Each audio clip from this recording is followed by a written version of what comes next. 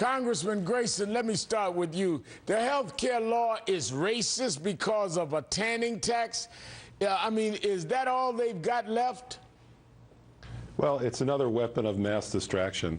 What this bill does is it extends health care to the 50 million people in this country who can't see a doctor when they're sick. And it makes it affordable for everyone else. It does that through common sense things like having standard contracts, like having a website that you can go to so that you can pool your buying power with others, and so on. None of this should be controversial, but it is because the Tea Party Republicans are bent on making it that way by ignoring reality.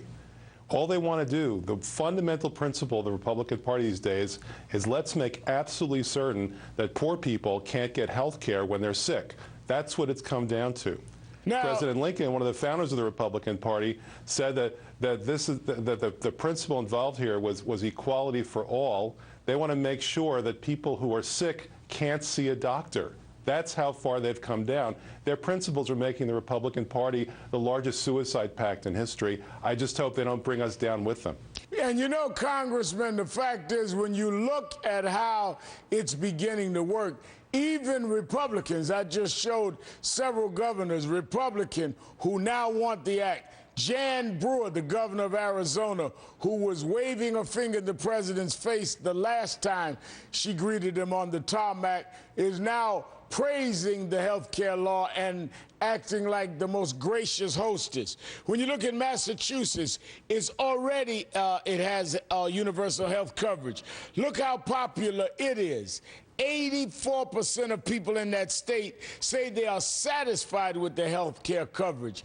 This is something that they are really going against the grain of where the American public is headed.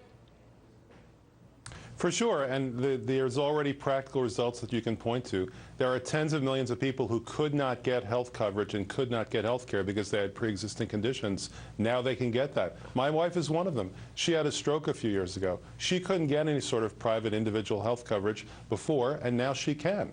That's just one example. And how about the youths that the senator was so concerned about? Now, up until the age of 26, they can remain on their parents' policies.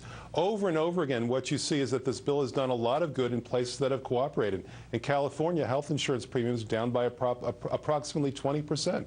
What happens is in places like Florida, where the Republican majority in Tallahassee has dragged its feet, you have these problems getting worse, not getting better. We have 1 million people in Florida who are not going to get coverage under Obamacare simply because the Republican majority in Tallahassee wouldn't go along with it, even though it costs the state nothing for the next 3 years.